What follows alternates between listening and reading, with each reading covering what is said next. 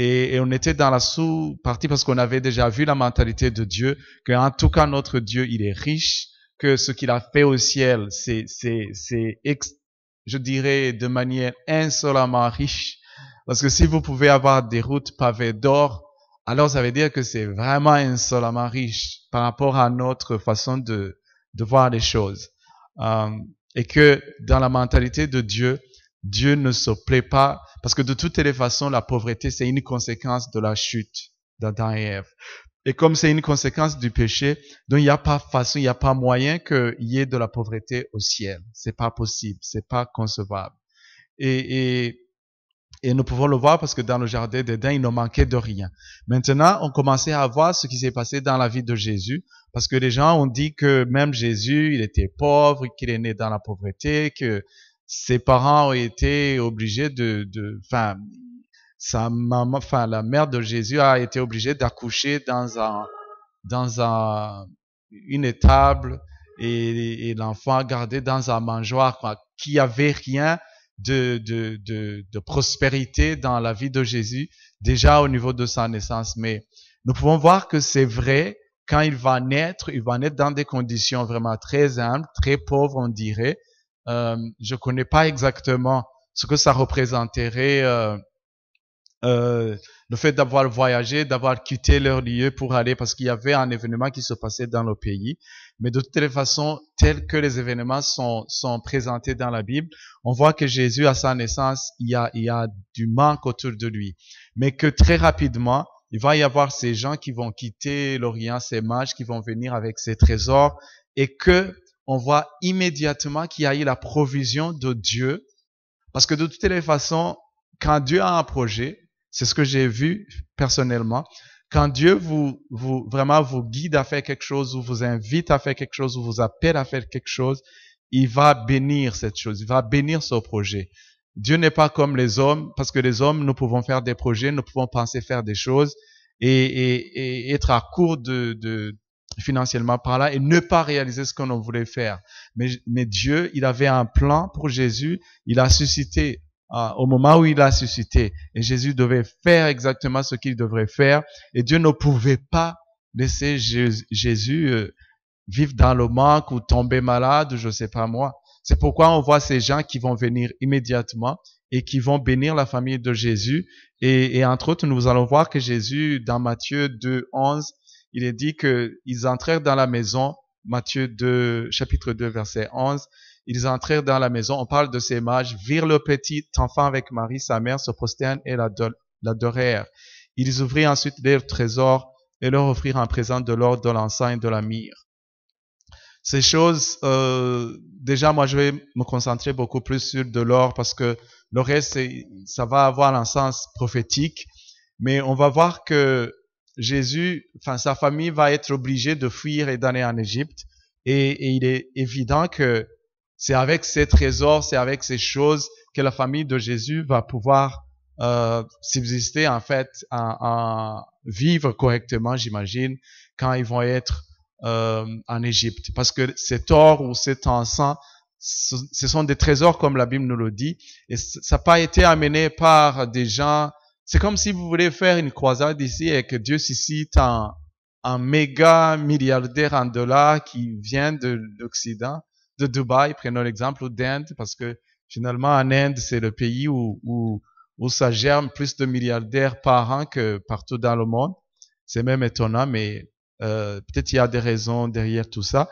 Et que cette personne arrive avec de l'or et des encens. Ce sont des choses qui ont vraiment une très grande valeur, qui ont fait que Jésus et sa famille pouvaient bien vivre en Égypte en tant que réfugiés parce qu'ils avaient quitté leur terre et tout ce qu'ils avaient en Israël.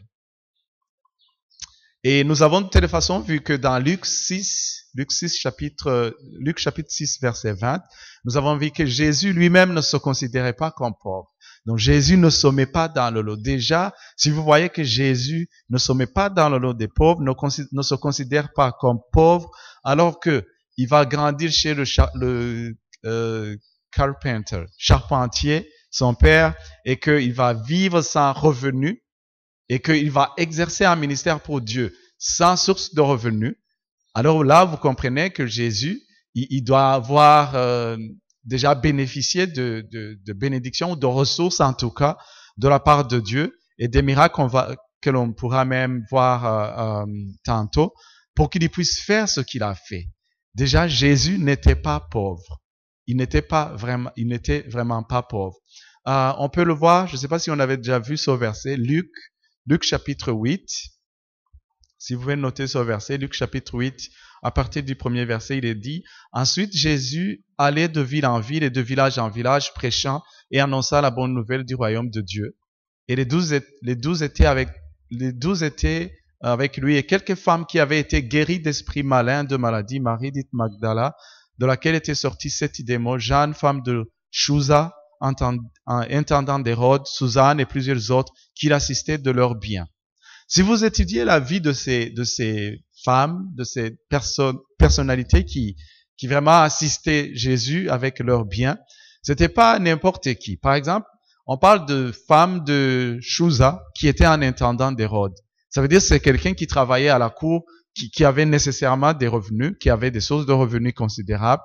Et quand on dit que ces femmes assistaient le ministère de Jésus, d'abord ce sont des gens qui avaient été touchés par le ministère de Jésus dans leur vie déjà pour commencer, et qui en reconnaissance s'étaient attachés au ministère de Jésus et qui le soutenaient avec leurs biens. Et moi je vous dirais que en tant que dans ce cours vraiment sur les finances, moi il y a quelque chose que j'avais découvert très tôt dans ma vie chrétienne, c'est que si vous pensez que vous allez servir Dieu, mais que vous n'arrivez pas à soutenir d'autres serviteurs de Dieu, comment est-ce que vous pensez qu'une fois que vous serez en train de faire ce que Dieu vous a appelé à faire, que finalement Dieu suscitera des gens pour vous soutenir? Parce que la Bible dit on ne se moque pas de Dieu. Ce que l'homme sème, c'est ce qu'il va récolter. Alors, moi, je voulais vraiment vous encourager et vraiment vous féliciter pour tout ce que vous faites, parce que je sais que vous faites ces choses. Une fois que vous commencez à soutenir un autre ministère, vous êtes en train de s'aimer d'abord pour votre vie actuellement, parce qu'en retour, il y aura de la moisson, mais en même temps pour ceux qui sont appelés à servir Dieu de manière spécifique. C'est comme ça que vous s'aimez déjà, parce que Dieu suscitera des gens qui vont s'aimer dans votre vie en retour. En d'autres mots, si vous êtes appelé à servir Dieu, vous êtes conscient que ces choses que vous allez faire pour Dieu vont nécessiter de l'argent.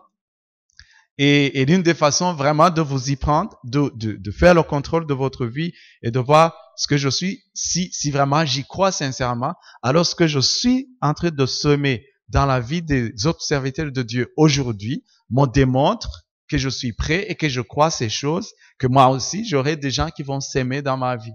Parce qu'on ne se moque pas de Dieu, ce que l'homme sème, c'est ce qu'il va récolter. Amen. Donc voilà, et ces gens soutenaient le ministère de Jésus.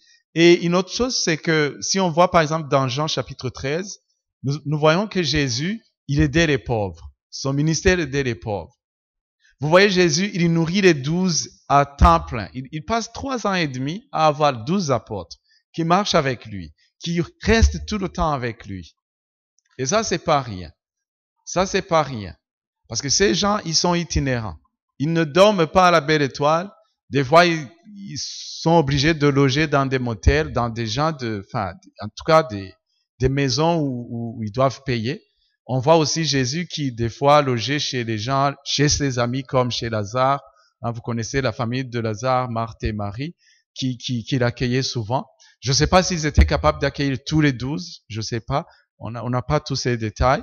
Mais on voit aussi d'autres occasions où Jésus était obligé de loger dans des motels à des places où il devrait payer de l'argent. Et quand il devrait payer de l'argent, il ne devrait pas payer juste pour lui seul, il devrait payer aussi pour tous les 12. Et en plus de cela, on voit que Jésus soutenait ou aidait apparemment les pauvres de manière régulière. Par exemple, avec ce chapitre 13 de l'épître de Jean, nous voyons qu'à partir du verset 27, il est dit, dès que le morceau fut donné, Satan entrant dans Judas, Jésus lui dit, ce que tu fais, fais-le promptement. Mais aucun de ceux qui étaient à table ne comprit pourquoi il disait cela. Car quelques-uns pensaient que comme Judas avait la bourse, Jésus voulait lui dire, achète ce dont nous avons besoin pour la fête, ou qu'il lui commandait de donner quelque chose aux pauvres. Donc, les gens pensaient que Jésus voulait lui dire, va, entre guillemets, retirer l'argent de la banque et va donner aux pauvres, ou bien va acheter quelque chose que nous allons utiliser pour la fête qui arrivait. Donc, c'était apparemment une pratique courante de soutenir les pauvres. Et on ne peut pas soutenir les pauvres quand on est pauvre. Ça, c'est clair. Ça, c'est clair. Et nous voyons aussi que Jésus a fait des miracles. Quand il en avait besoin, je ne dirais pas qu'il était à court d'argent, parce qu'il avait en tout cas des gens qui le soutenaient de manière régulière. Mais quand il avait besoin d'un miracle, ou je ne sais pas si c'était pour des raisons vraiment de nous d'enseigner à ses disciples, et qui sont devenus ses apôtres plus tard, et enseigner aussi à nous qui allons lire cette parole. Par exemple, si vous regardez ce qui se trouve dans Matthieu chapitre 17, ou Jean chapitre 6, nous voyons que Jésus a fait des miracles de provision.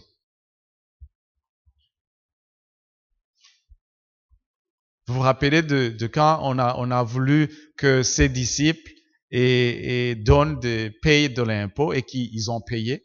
Et on va aussi demander à Jésus de payer l'impôt.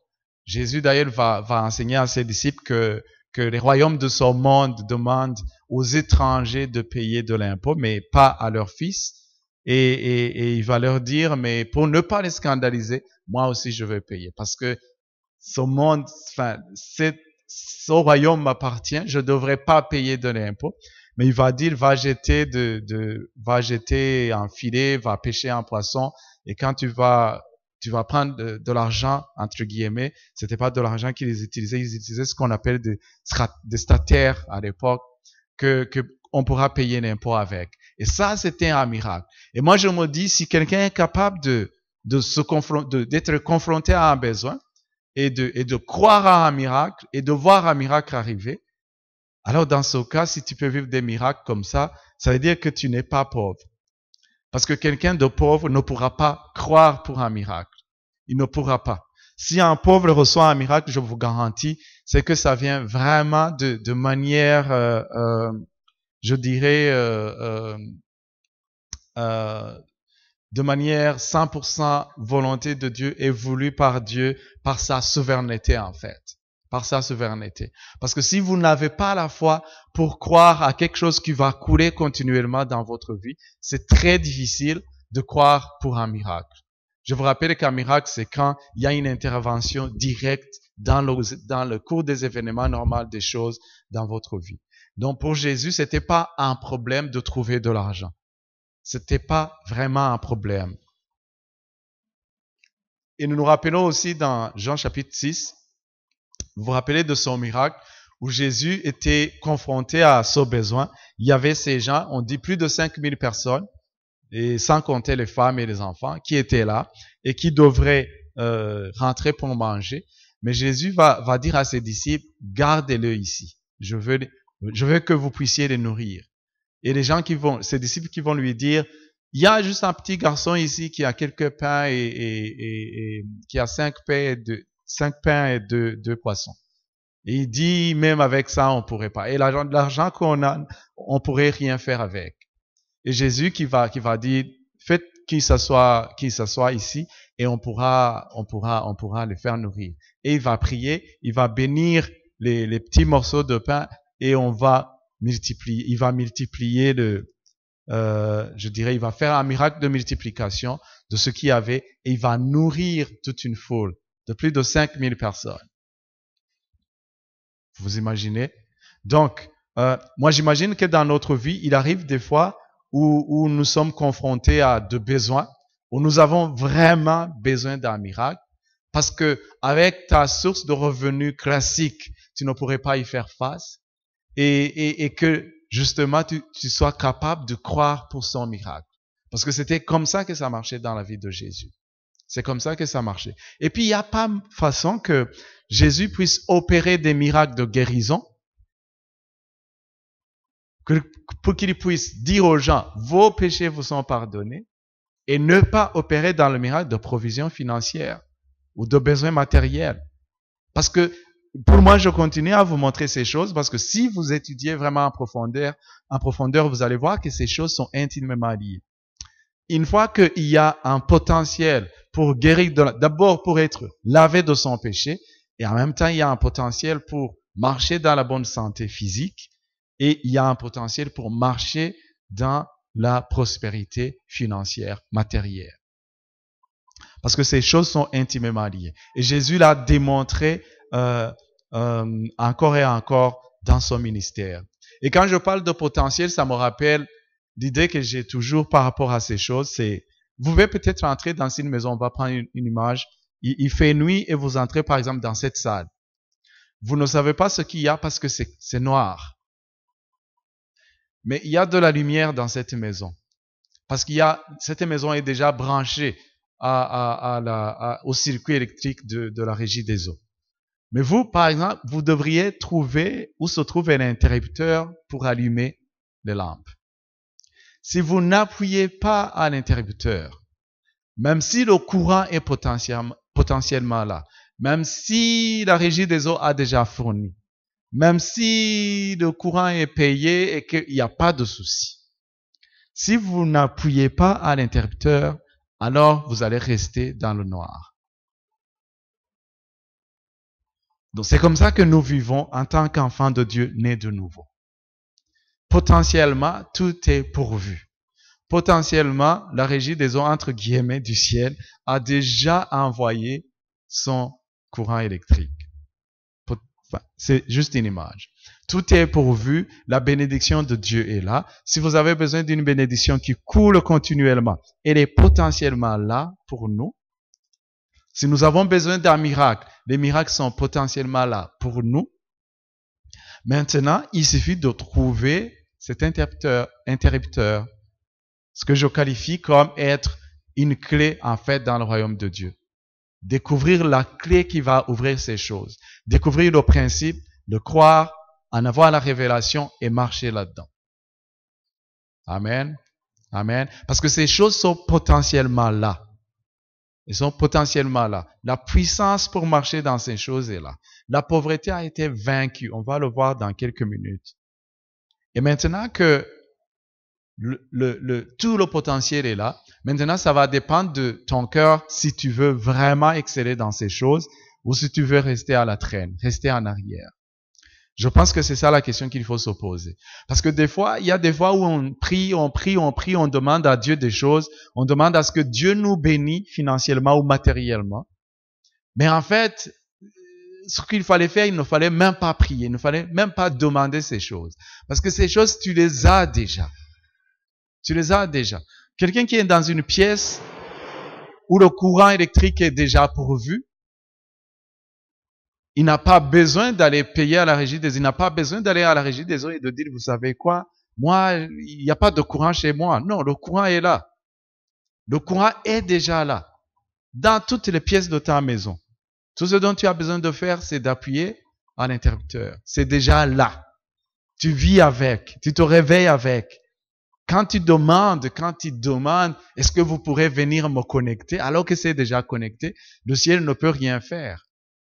Le ciel ne peut rien faire. Parce que potentiellement, c'est déjà là. Amen. Moi, j'ai à côté de moi quelqu'un qui est en train de construire une maison et qui a déjà branché on appelle ça raccordement, j'imagine, dans les termes de la régie des eaux, en eau. Il attend l'électricité. L'autre jour, quelqu'un lui avait amené, les gardes de la régie des eaux lui avaient amené un compteur, mais ils avaient amené un compteur qui n'est pas adapté en fait. Ils avaient amené un compteur parce qu'il y a des compteurs qui sont utilisés pour les quartiers où les câbles passent en haut sur les poteaux, mais il y a aussi des compteurs qui sont adaptés. Non, les compteurs sont les mêmes, mais les fils, les câbles qui vont avec, apparemment, si je ne me trompe. Les câbles qui doivent être branchés sur la ligne de la régie des eaux vers la maison et ils ont été obligés de retourner le compteur à la régie des eaux. Et j'ai eu cette idée que si vraiment nous avons tout, nous sommes connectés, nous avons le compteur qui nous connecte à notre pièce, Le courant est potentiellement là, 24 heures sur 24. Mais que l'on demande qu'on nous connecte, que l'on demande qu'il y ait de la lumière, alors que, en fait, ce qui reste à faire, c'est notre part. C'est notre part. C'est pourquoi, en tant qu'étudiant de la parole de Dieu, nous devons comprendre que ce qu'il y a à faire, en fait, c'est à nous de le faire. Dieu a déjà tout fait. Dieu a déjà tout fait.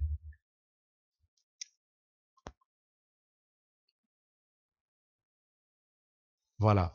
Et nous voyons quelque chose d'autre qui vraiment nous montre que Jésus n'était pas pauvre du tout, du tout, du tout. Même dans ce qu'il pensait. Dans Jean chapitre 12, dans 1 à 8, il nous a relaté cette histoire où Marthe, vous connaissez l'histoire de Marthe et Marie, l'une qui avait le cœur, qui écoutait Jésus, qui restait avec Jésus, qui va vraiment... Parce ces filles avaient deux caractères différents. L'une, quand Jésus arrivait à la maison, et vraiment, elle s'occupait à le servir, comme une bonne Burundaise qui voit les visiteurs arriver à la maison et qui va faire tout ce qu'il faut faire pour bien les accueillir. Mais on a une autre dans notre culture qui aurait passé pour une fainéante, je dirais, qui ne faisait rien qu'écouter Jésus, apparemment. Disons des choses comme ça. Mais c'est elle qui, après avoir longuement écouté Jésus, qui va être touchée par Jésus et qui va même apporter un très grand trésor. La Bible nous dit dans Jean chapitre 12 qu'elle va amener son parfum. Verset 3, Marie ayant pris une livre d'un parfum de nard pur de grand prix, c'est comme ça que la Bible va appeler ce parfum. Il va le verser sur les pieds de Jésus. Ça va être prophétique, mais ce qui m'intéresse, c'est quelqu'un qui va vraiment apporter son niveau d'adoration à un niveau supérieur, parce qu'il va amener quelque chose, un trésor en fait. C'est comme si tu allais vider ton compte épargne. Parce que c'est comme ça qu'à l'époque, les gens épargnaient leurs avoirs. Il n'y avait pas de banque, il n'y avait pas façon de mettre quelque chose sur un compte épargne. Mais ce qu'ils faisaient, ils achetaient des trésors comme ça, par exemple des parfums. Ils conservaient ces parfums. Et quand vous avez un parfum de conserver comme ça, vous pouvez le revendre après. Parce qu'à l'époque, il n'y avait pas nécessairement d'argent. Peut-être à cette époque, il y avait de l'argent. Il n'y avait pas le troc, en tout cas, j'imagine. Le troc était déjà dépassé. Mais quand on conservait ces choses, c'est comme ça qu'on pouvait les revendre et avoir beaucoup d'argent. Et ça prenait de la valeur avec le temps. Mais elle va amener son parfum, elle va le verser. Et Judas, en fait, et d'autres personnes qui étaient avec lui, ils vont avoir du mal à digérer cet acte. Ils vont commencer à critiquer, à dire que cette personne vient de verser, de ne pas prendre au sérieux et de gaspiller un très grand trésor. Mais Jésus, qui comprenait, le prophétique qui était derrière, 2, l'aspect vraiment de l'adoration de cette personne, ne va pas critiquer comme un pauvre. Parce que si vous avez une mentalité de pauvre et que vous voyez quelqu'un qui va vider son compte épargne pour donner à l'église, par vous allez dire, moi je connais, il y a une personne qui m'a dit, il travaillait dans une autre banque, il me dit, non, c'était en fait quelqu'un qui travaillait avec moi à la banque quand j'étais nouveau, très nouveau, et ils avaient vu que j'avais fait des virements réguliers de mon compte vers le compte de l'église pour payer la dîme, pour donner la dîme. Et quand cette personne l'a vu, il a dit, mais comment est-ce que vous pouvez donner autant d'argent à des gens aussi riches qu'ils le sont? Toi, tu as vu la voiture dans laquelle il roule, ce monsieur? Est-ce que vous savez la maison dans laquelle il habite? Et tu continues à lui donner de l'argent. Vous voyez? Pour moi, ça c'est une mentalité de pauvreté. Et ne vous y trompez pas, il y a des gens qui ont de l'argent, mais qui marchent dans des mentalités de pauvreté. Et de toutes les façons, cet argent, il ne prospère pas selon Dieu. Ils ont de l'argent quand vous les voyez, mais ils n'ont pas vraiment la mentalité du royaume de Dieu. Et c'était une mentalité de pauvreté. Il me disait ça. Et moi, je trouvais pas de commentaire à lui dire, parce que c'était un haut placé dans la banque. enfin, je trouvais pas l'occasion de lui parler de l'évangile parce que ce qui était important, c'était lui parler de Jésus, de l'amour de Jésus, de comment il peut naître de nouveau. C'était pas par rapport à l'argent que je donnais, je savais que ça c'était secondaire. Mais le fait que les gens soient indignés, ne soient pas vraiment dans la reconnaissance de l'acte que cette femme a posé, ça montre qu'il marchait dans la pauvreté, avec une mentalité de pauvreté. Mais Jésus, lui, ne lui a fait rien du tout. Il n'a pas été offensé du tout. Par contre, il a trouvé un compte pour leur enseigner des principes du royaume de Dieu. Un autre exemple, c'est à la croix. Quand Jésus, quand il va dans le processus, il va arriver chez le roi. On le trouve dans Jean chapitre 19. Et on va voir que les soldats, ils vont se partager la tunique de Jésus. Déjà l'habit que Jésus portait.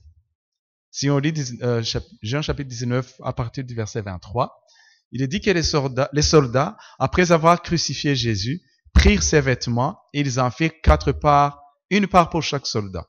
Ils prirent aussi sa tunique qui était sans couture dans seul tissu depuis le haut jusqu'en bas et ils dirent entre eux, ne la déchirons pas, mais tirons au sort à qui elle sera. Cela arriva afin que s'accomplisse cette parole de l'Écriture. Ils se sont partagés mes vêtements, ils ont tiré au sort ma tunique. Voilà ce que firent les soldats. Donc vous voyez que ces gens, ils vont déchirer ces vêtements. Mais quand ils vont arriver à sa tunique, et la Bible prend du soin à décrire comment était sa tunique. Comme on ne sait pas les coutures de l'époque ou les styles, je ne sais pas comment je pourrais appeler ça de l'époque, cela ne nous parle pas beaucoup. Quand on dit que c'était dans un seul tissu et qu'il arrivait de haut jusqu'en bas.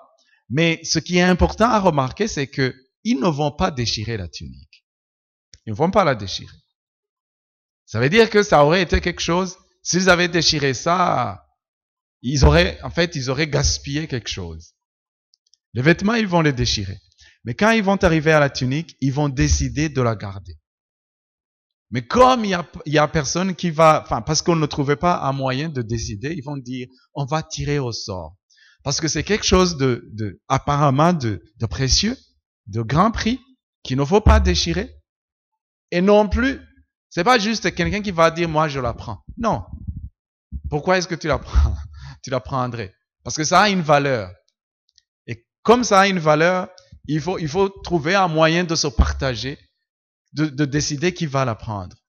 Et là, ça nous montre déjà qu'au niveau de ses habits, Jésus ne portait pas des habits comme on le dépeint dans les histoires religieuses, où on nous montre que Jésus portait une robe, un truc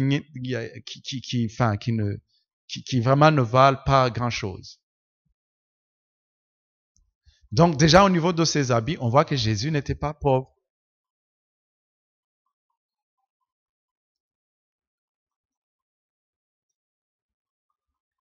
Et tous ces versets qui montrent que Jésus s'est fait pauvre, on avait vu ce verset la fois dernière, qui dit que de riche qu'il était, il s'est fait pauvre pour nous enrichir. Nous avons vu que cela ne concerne pas en fait sa vie issue sur terre, mais ça concernait l'identification avec nous. Et vous avez vu ce cours d'identification et en partie, c'est ce que nous allons voir dans cette deuxième partie dans la deuxième leçon en fait du cours. J'aimerais qu'on l'aborde un tout petit peu avant de prendre la pause, parce que on va entamer une deuxième partie, la deuxième leçon de ce cours, qui est brève parce que vous avez déjà appris le cours sur l'identification, mais nous allons insister maintenant sur l'aspect du rachat qui va concerner l'aspect pauvreté. Au niveau de l'identification, ça va être la leçon numéro 2. Nous avons été rachetés de la pauvreté. Leçon numéro 2. Nous avons été rachetés de la pauvreté. Et dans cette leçon, nous allons voir deux choses principalement.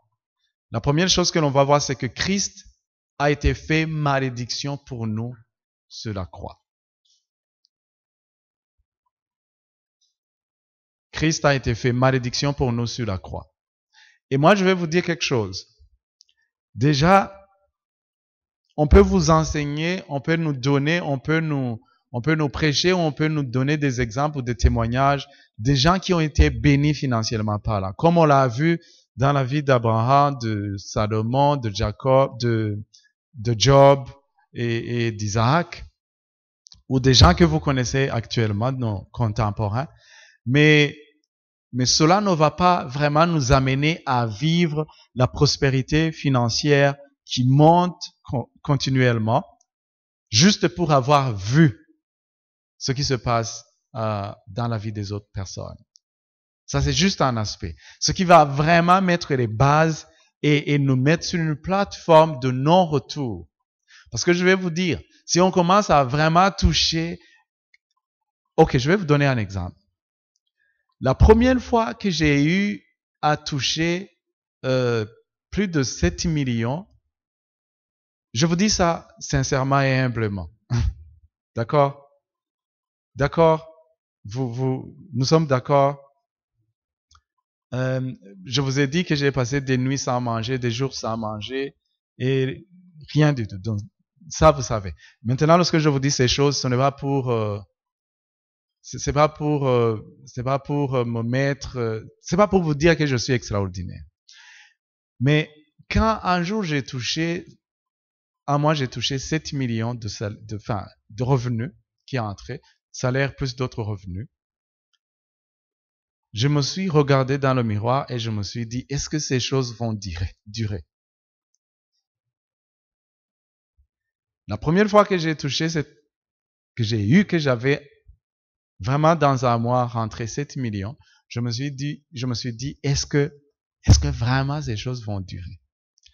Je savais très bien que c'était de la part de Dieu, que je ne pouvais pas par moi-même arriver à gagner cet argent par mois. Mais la question qui est toute venue dans ma tête, c'était, est-ce que vraiment le mois prochain, je veux gagner cet argent? Est-ce que ça va continuer à augmenter? Parce que dans ma tête, je me rappellerai toujours, un jour j'étais à l'université à l'époque. On était parti faire un stage universitaire et dans un bureau, on était parti faire la comptabilité ce jour-là. Et la dame qui s'occupait de la comptabilité de la gestion des ressources humaines, on était 2 personnes, 2 étudiants, et nous avait reçus dans son bureau et nous montrait comment fonctionnait le logiciel. Je me rappelle plus du nom du logiciel, mais c'est un logiciel dans la famille des Sage. Sage Compta ou Sage Ciel, quelque chose dans la famille des Sage, logiciels de comptabilité pour ceux qui les connaissent. Et ce jour-là, elle avait dit, je vais vous donner un exemple et on va prendre l'hypothèse que vous êtes des employés de l'entreprise. On va créer votre profil dans le logiciel et on va mettre toutes les rémunérations, depuis les barèmes, les allocations, de logement, de transport salarial, familial et tout ce qui va avec les calculs du salaire. Et quand il a dit, OK, je vais commencer par toi, Eric. On a dit, OK, ton nom, ton prénom, date de naissance, blablabla. On va supposer que vous allez occuper tel poste. Et quand il est arrivé au salaire, il a dit salaire de base. C'était un exercice, vous comprenez. Et moi, j'ai dit, je crois que c'était en 2003 ou 2002. 2003, je crois. Et j'ai dit 1 million. La personne, l'autre étudiant qui était avec moi, je vous garantis, il a été fâché, il s'est levé immédiatement, il est sorti de la pièce. Et on s'est regardé avec la dame. Et la dame m'a dit, tu l'as vraiment choqué, hein? Je dis, comment est-ce que je l'ai choqué? Pour moi, c'était normal. C'était un exercice. 2, 1 million, ok. Mais à l'époque, j'avais rien. Des fois, c'est le gars qui me payait le bus.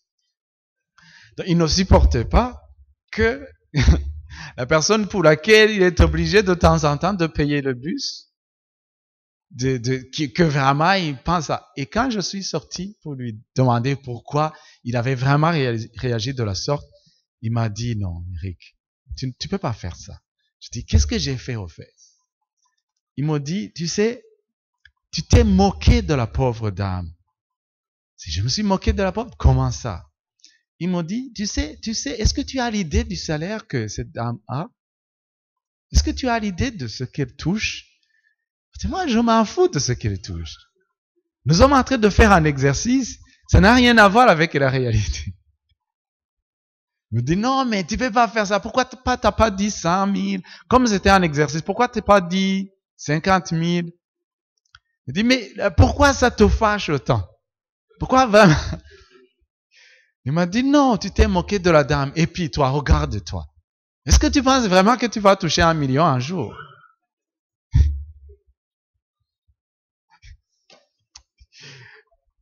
Vous voyez?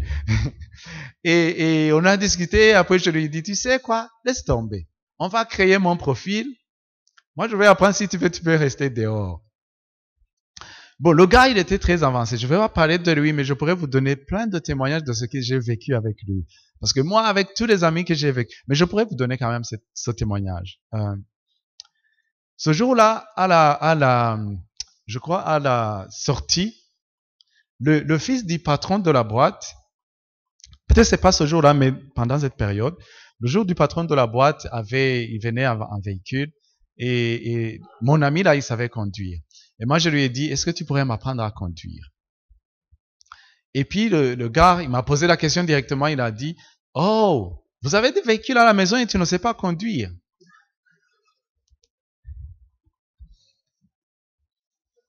Il pensait que je suis né à, je sais pas moi, quelque part ici en ville, et qu'il y avait des véhicules à la maison et que je sais. Enfin, il était étonné qu'un monsieur aussi grand à l'université ne sait pas conduire.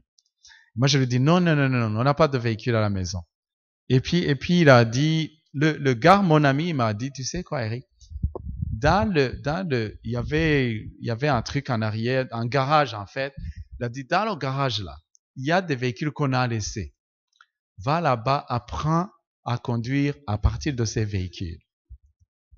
Et quand tu auras maîtrisé ce qui se passe avec les leviers de vitesse, avec les pédales, c'est là où tu pourras demander à ce monsieur de t'apprendre à conduire. Ce que j'ai fait, je vous avoue que j'ai fait ça.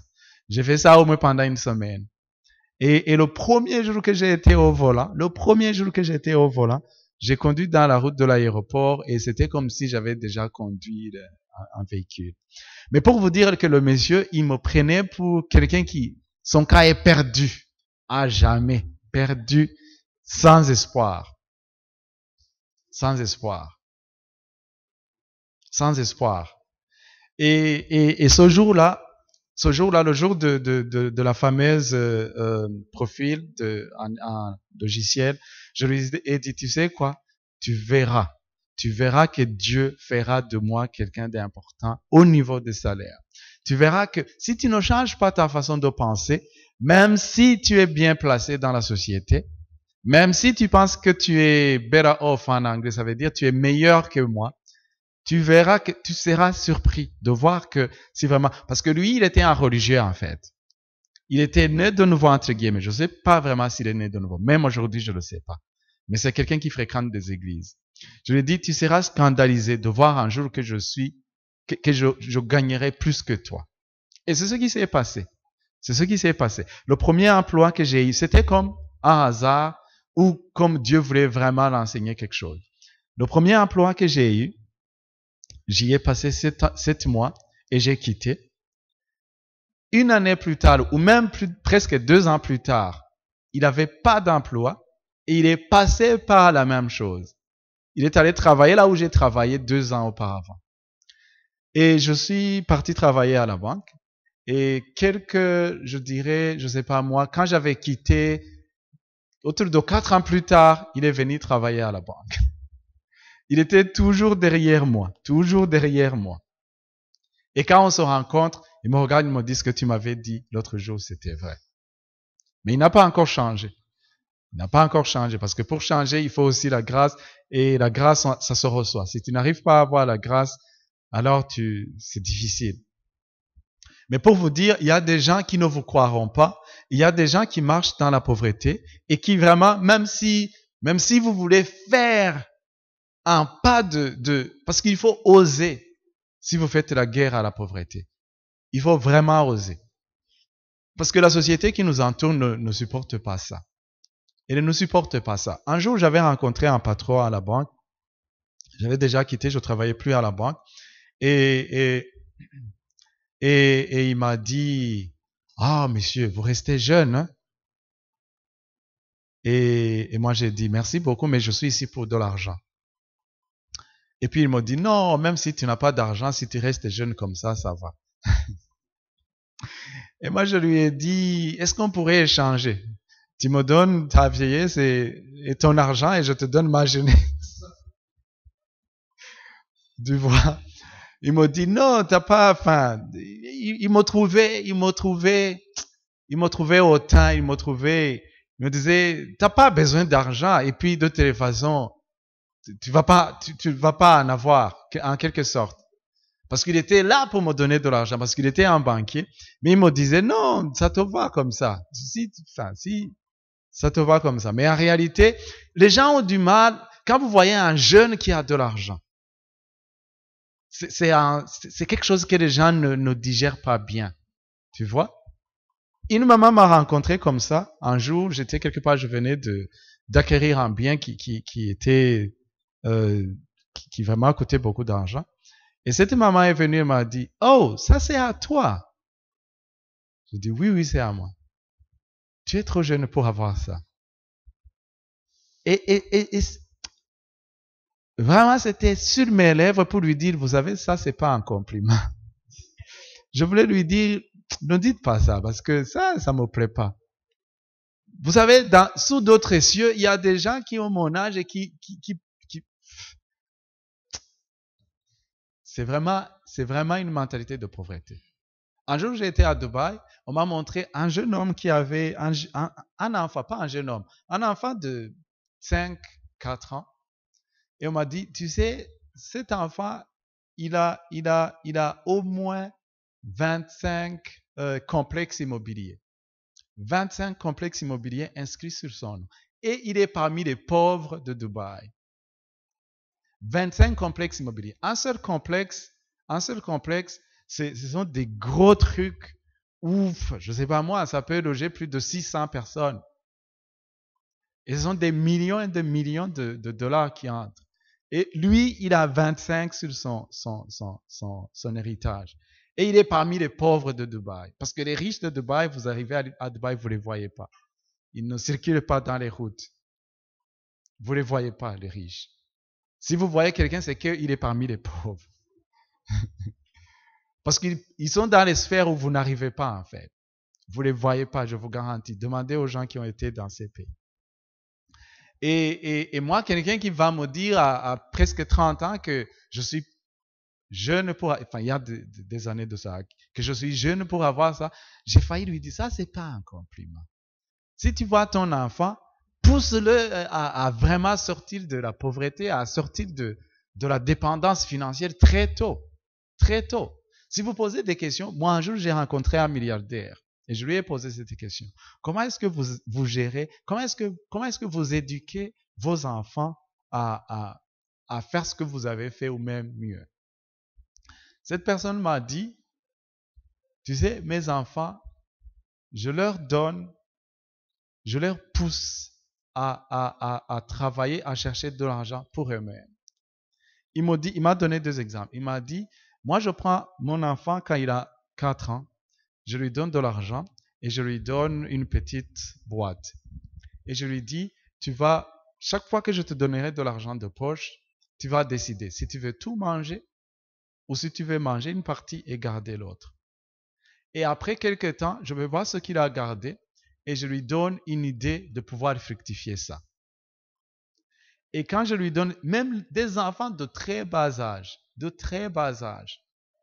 c'est un milliardaire, mais il m'a dit, déjà à 5 ans, mon enfant peut partir dans la famille voisine. Il leur dit, il va acheter des trucs pour laver les voitures, par exemple. du savon et des chiffons et tout. Il dit, je me présente chez vous, il est en salopette, je voulais laver votre voiture, j'ai tout le nécessaire, mais vous allez me payer 10 dollars, par exemple. Il a 5 ans. Et les gens le font parce que, d'abord par surprise, ils ne peuvent pas comprendre comment un enfant d'un milliardaire va faire ça. Et puis ça les amuse. Et puis payer 10 dollars à un enfant, c'est amusant, quoi.